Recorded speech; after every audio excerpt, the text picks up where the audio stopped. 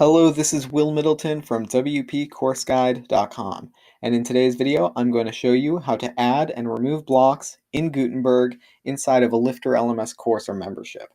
So in order to add a block, we'll go to the top corner here and click Add Block, and then click on any one of the blocks we wish to add. I'll add a heading, for example here. We can type in our heading, and then in order to remove any block, you can hover over these three dots and scroll down here to remove block, and there you go. And with the Gutenberg update, LifterLMS brought a lot of interesting features, so you can really make this course page look how you'd like to. So if you don't want to have course information, you can simply remove that block.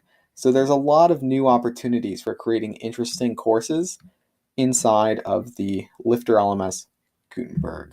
So that's it for this video. Feel free to suggest any videos down in the comments. Thanks for joining me in this video, and I'll see you in the next one.